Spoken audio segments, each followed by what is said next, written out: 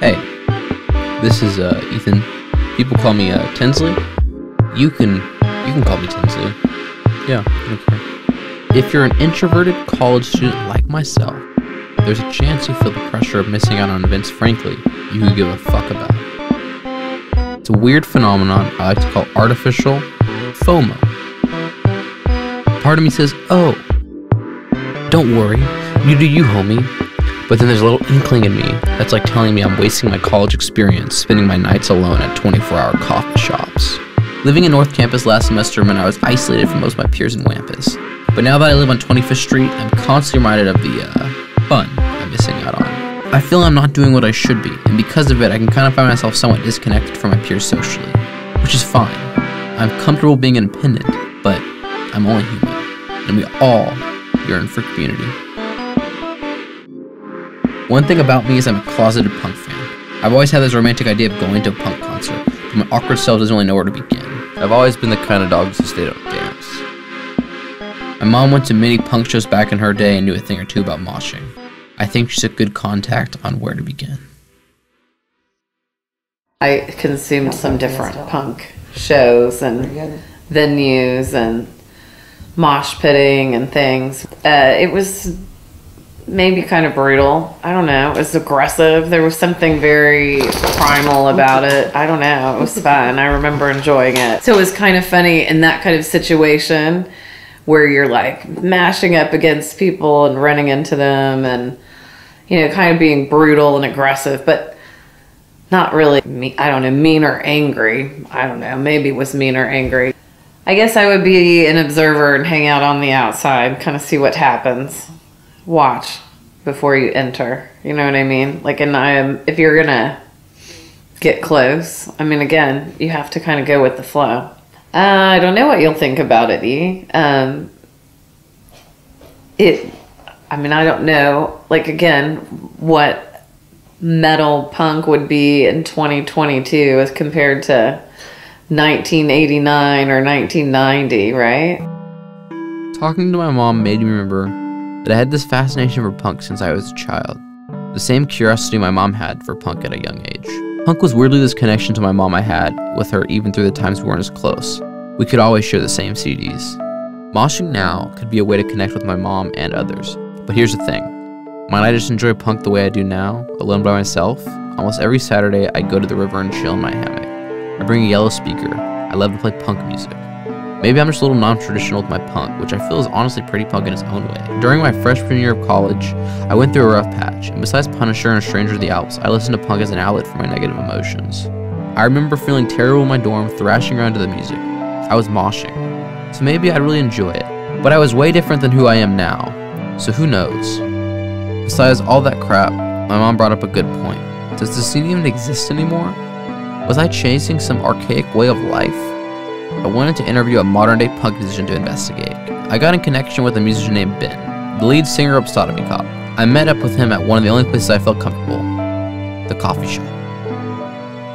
Moshing is pretty much just almost a rhythmic kind of thrashing around, and within that there is usually a circle pit that always runs counterclockwise. It's essentially just kind of like the physical embodiment of our feelings whenever we're listening to like harder music like metal or punk, and we want to like express ourselves in a more so angry way, but it's also very jubilant.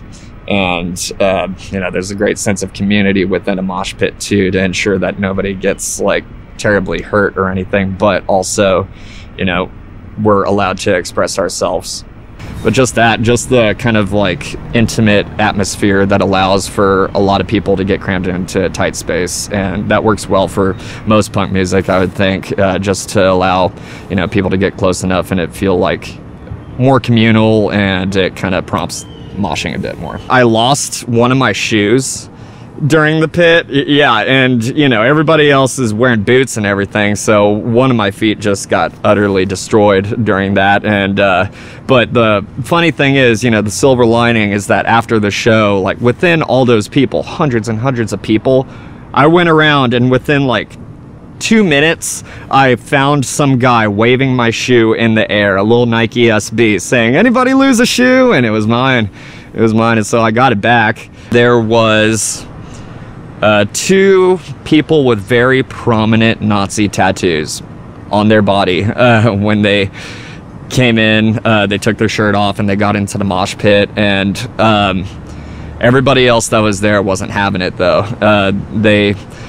They were pushing him, trying to shoo them out of the place, and it eventually culminated into what was a brawl outside of the record shop. And actually, a couple of my friends got stabbed at that time too. Yeah, and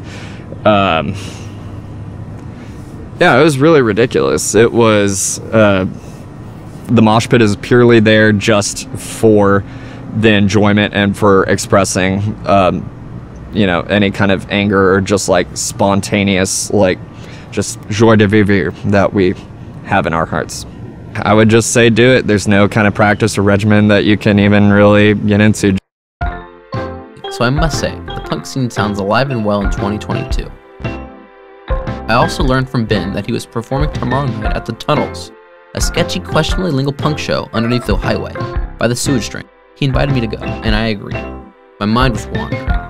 Was I going to get knocked down, trampled, stabbed by a Nazi, or worse, lose my shoe? Deep down, I wasn't concerned about any of this, but whether I'd fit in. I didn't want to be an outsider. I didn't want to embarrass myself. Maybe this is why I struggled to go out and do things, why I never did social stuff. I always felt like an outsider. I needed to open up and go out and do things. Whenever allowed to open up, I would be overcome by social anxiety and enter some state of avoidance. I usually found myself at places like Epoch, coffee shops, or worse, as a freshman during COVID, just in my dorm. But then this makes me think back to my time thrashing around in my dorm. I used it as an outlet then, why couldn't it be an outlet now? All those times I was alone dancing punk, I could have been dancing with others.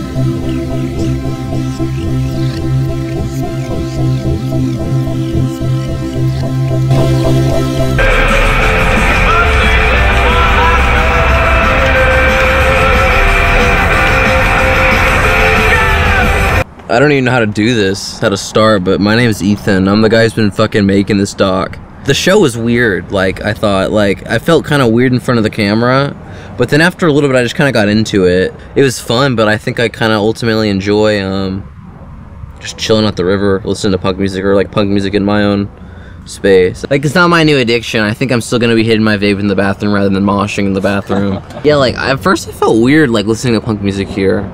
But then after a while, I was like, fuck it, you know? This is my little space. This is my little sanctuary. I can do what I want here. It's not hurting anyone, not harming anyone.